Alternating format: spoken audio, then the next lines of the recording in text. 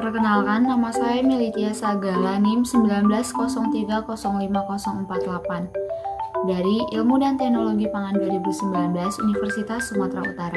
Kali ini saya akan melakukan praktikum mata kuliah Teknologi Fermentasi. Adapun produk fermentasi yang akan saya buat adalah keju. Keju merupakan salah satu produk fermentasi dari susu mamalia. Keju diperoleh dengan cara memisahkan padatan dari susu dengan proses pengentalan atau koagulasi. Ada alat dan bahan serta proses pembuatannya. Mari kita perhatikan video berikut ini. Adapun alat yang digunakan adalah yang pertama, wadah fermentasi, yang kedua, mangkok perebusan, yang ketiga, kain saring, yang keempat, sendok, dan yang terakhir adalah mangkok pengadukan.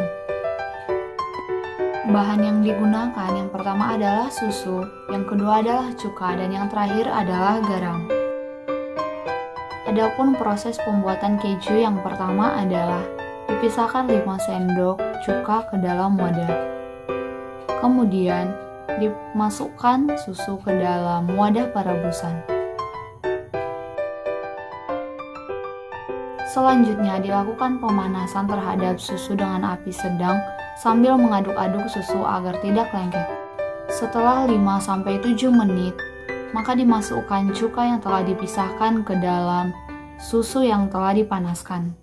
Dilakukan pengadukan 7-10 menit hingga terlihat dadi dan whey terpisah secara sempurna. Setelah itu dilakukan penyaringan untuk memisahkan dadi dengan whey. Setelah dadi dan whey terpisah, maka dimasukkan dadi ke dalam kain penyaring untuk mengurangi kadar air. Setelah itu, dadi dimasukkan ke dalam mangkok. Kemudian ditaburi dengan 2 sendok teh garam. Lalu dilakukan pengadukan secara merata terhadap dadi dengan garam. Dalam hal ini, praktikan melakukan 3 perlakuan. Yang pertama, difermentasi selama 12 jam. Yang kedua, difermentasi selama 24 jam. Dan yang ketiga, difermentasi selama 36 jam.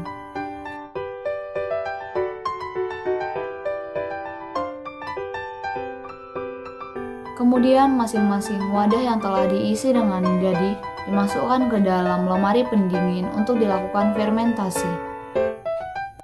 Setelah 12 jam, maka dikeluarkan produk fermentasi dari lemari pendingin. Maka dihasilkan keju. Untuk keju fermentasi selama 12 jam, akan terlihat tekstur yang masih lembek, belum terlalu keras.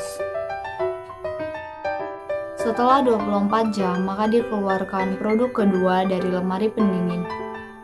Dari produk kedua akan dihasilkan keju dengan tekstur yang tidak terlalu keras dan tidak terlalu lembek. Kemudian setelah 36 jam dikeluarkan produk yang terakhir dari lemari pendingin. Dari produk ketiga dihasilkan keju yang cukup keras. Hal ini karena lamanya waktu fermentasi dalam lemari pendingin.